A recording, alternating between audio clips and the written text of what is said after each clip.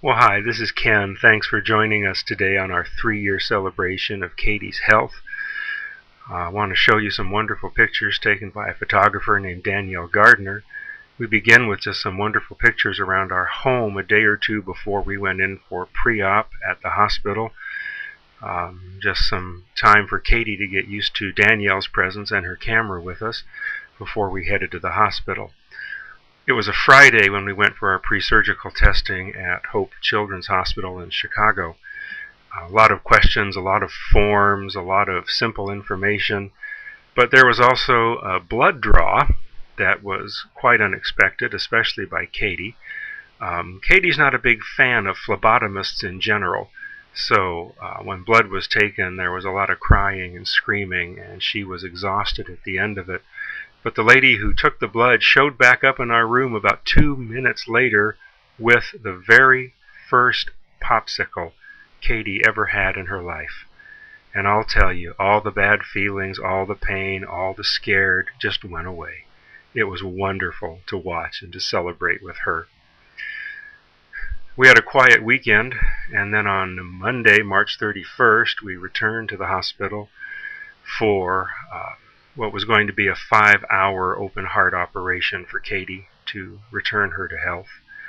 Like all good hospitals, they had us come about 2 hours early. We got her into her surgical jammies, got her height, her weight, all those good things, and then just sat around waiting. These next couple pictures are Katie in the waiting room. The one that's coming up is a picture we saw all too often with her. She's collapsed here. She's tucked under herself. She's trying to catch her breath. I celebrate now that this is one of the last collapses she's had, because after her heart was fixed, there was no need to fall to the floor anymore. Well, we kind of hung around the room for about the next hour. Had some quiet moments, some pensive moments, some fun moments as well, as we played with her a little bit. And then the doctor said it was time for us to start getting ready for surgery. So we packed up Miss Katie and carried her to her surgical bed, which looked like a regular hospital bed, only with high crib walls on it.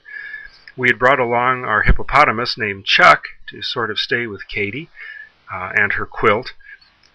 They were her constant companions in surgery, and here we are just taking her down, saying goodbye to her. We left her like this at the door to the surgery, and we went over to the chapel and prayed with a wonderful pastor friend named Bill Albert, who was with us that day.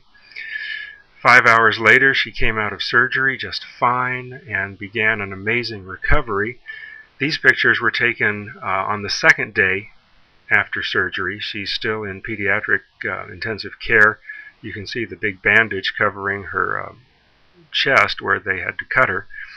The drainage tube is that big ugly thing hanging in the way there. Most of the other medications have already been taken off because Katie was rapidly moving through recovery. I was teaching a college course at this time at the College of DuPage, and it was going to be my night to come and stay at the hospital. I called Joanne to tell her I was leaving class and coming, and she said, "There's been a change of plans. You need to bring clothes for Katie because we're coming home." So 46 hours after the end of her open heart surgery, Katie went from the hospital to our home. The car ride home was a little rough, so when we got home, we got her set up really nice on the couch with Mom there.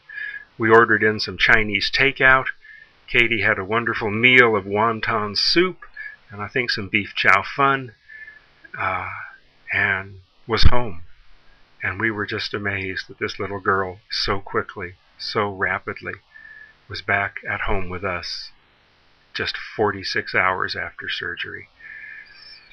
Well, here we're going to start looking at some pictures of her recovery. 2.5 weeks into it, we got to go outside. For the first time, she was able to explore her yard without collapsing. It was a beautiful spring day, and we played outside for a couple of hours in the front yard, in the backyard, with the dogs, with Mom and Dad. We just had a great time. It was truly a glorious day to see this little girl so full of life who had been so sick. And we just celebrated that day and played. At this point, Katie was still quarantined from other children, but they did release her finally to be with grown-ups. So we took her to church that following Sunday. This is us looking down into the praise fellowship time. Here we are in the praise time. Then we just kind of wandered the church a little bit after that because she really wanted to move around because she knew she could. Here are some pictures taken just 1 month after surgery. This is, I believe, her first time on her tricycle. Had a lot of challenges with steering and pedaling, but we had a great time. We played with our wagon a little bit, played in the yard. Once again, just celebrated. Here's 5 weeks after surgery, and Katie came to see me at the class I was teaching at the College of DuPage. This class had been with me in prayer throughout the time, and we thought it would be fun if they could actually meet Katie face to face. So she came into the college, and after our class was over, a lot of our students, especially the older adult students, came and met her. She had a wonderful time that day. It was pouring rain outside, but she didn't care. She was one happy little girl to come and spend some time with Dad that day. By the end of May, 2 months after surgery, we'd built a swing set in the backyard. Here's Katie with the 2 boys from next door, just having fun on a swing set. Katie had never played on a swing before. She'd never been on a slide before. These were all new adventures to her, and we just celebrated every day her health getting stronger and stronger.